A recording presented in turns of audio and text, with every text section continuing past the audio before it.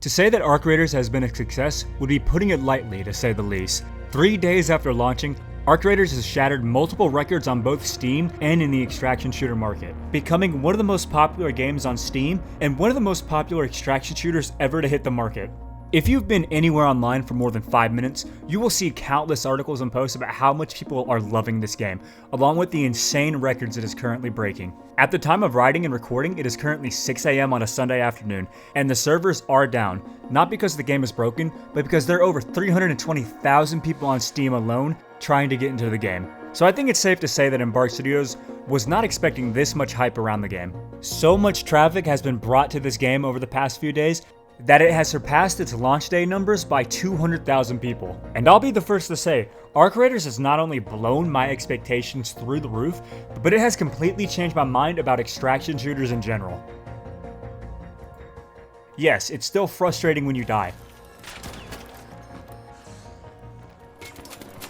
Why is it another fucking third party, bro? Holy fuck. And yes, it's still satisfying when you win a gunfight.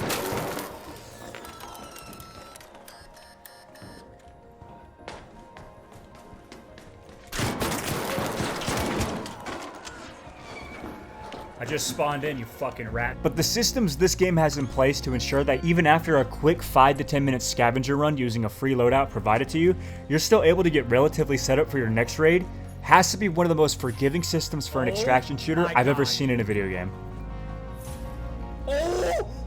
The overall sentiment around this game is overwhelmingly positive, with it being rated a 9 out of 10 on Steam alone. So many people I've run into have been having an absolute blast playing, while other people are a little more miserable than others. Thankfully, there's proximity chat to tell those such people that they aren't very nice.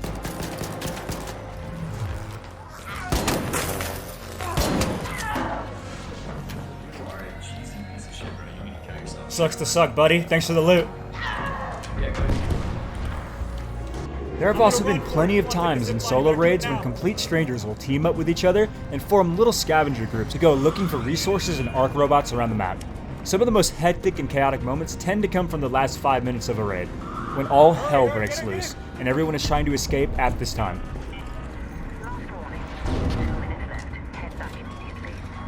Good shit, brother. What's going on, boys?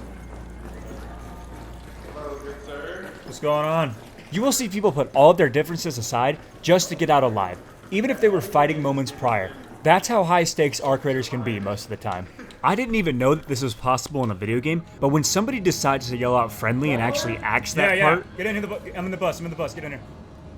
Alright. It feels like the weight of the world has been lifted off of your shoulders in solo play especially. People will also become 5-star voice actors during this time as well.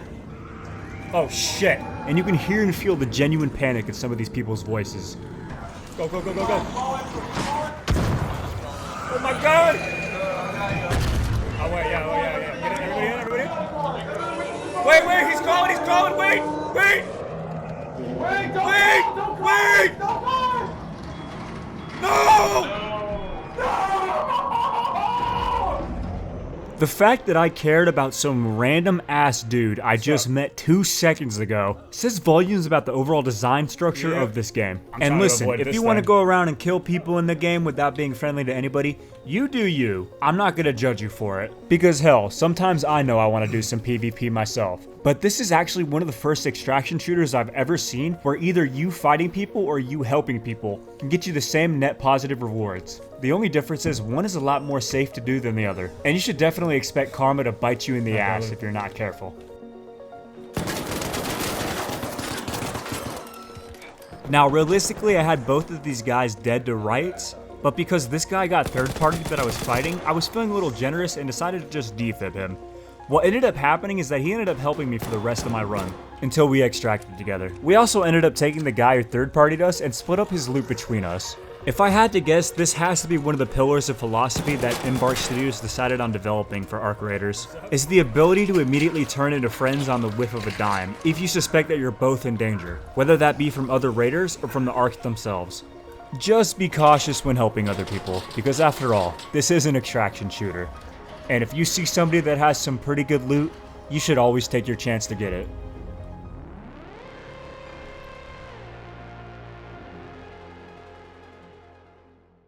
Now, why would other game developers and studios be so worried about the success of Arc Raiders? Take a look at some of the most popular games like Battlefield 6 and Call of Duty. Leading up to the launch of Arc Raiders, both games would actively censor any mention of Arc Raiders, so much so that it got the attention of Embark Studios themselves, who decided to have a little bit of fun when it came to promoting their game. Call of Duty censorship makes sense, as they are in an extremely rough spot and have been for the past few years, so it's no surprise they want to censor any mention of a competitor. But when it comes to Battlefield, that situation seems extremely petty, especially considering a majority, if not all of the lead developers and founders of Embark Studios were once employed at EA and DICE, and decided to branch off after wanting to make something new and were tired of the same first-person shooter games year after year. The result, after multiple delays and years of development time, one of the most groundbreaking and frankly best extraction shooters you can buy on the market. A game that is probably, and I don't think it's a hyperbole to say this, a generational defining game, with many more years of content to come. Take a look at YouTube and other places, for example. There are so many videos of people just saying how much they love this game and how it's one of the best multiplayer shooters they have ever played. But why is it that Embark Studios has succeeded where many other studios have failed when it comes to developing a game that people actually want to play? Over the past few years, it's no surprise that gaming has become a lot more corporate, with a lot of publishers wanting to stick their greedy little fingers into every aspect of game development. So much so that it often hurts the final product in the process. Because at the end of the day, the shareholders aren't looking at what makes a game enjoyable. They're looking at the profits they can make off of players and the engagement they can incur. Because these people would rather sacrifice long-term profit for short-term monetary gain. Going back to Call of Duty again as an example, take a look at Black Ops 6 and Black Ops 7. 6-7. People will say that Call of Duty re-releases the same game pretty much every year with little to no changes at all. And for the most part, they're right. But when it comes to the next entry, Black Ops 7, it feels like they are so creatively bankrupt that they are reusing so many things from Black Ops 6, just to try and get you to buy the shoehorned cash cow that Call of Duty has become. When it came to Embark Studios and Arc Raiders, they wanted to make a game that not only people would enjoy, but that they themselves would love to play as well. They decided to put passion and love, as corny as it is, over profit, and it paid off in the end. Because now, not only do they have an incredibly fun game with an extremely loyal fan base, me being one of the members, they can now also make a shit ton of money off of the game. And that's exactly what they're doing. But if you think the journey of Arc Raiders is done, it's only just begun, because we already got a roadmap with so much more content coming before the year is even out.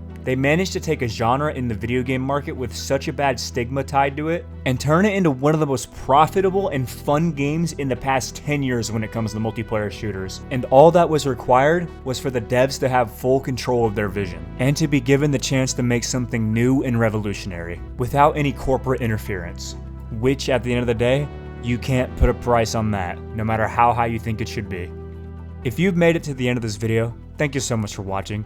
Please make sure to like and subscribe, as I plan to have way more Arc Raiders videos in the future, and I'll see you next time.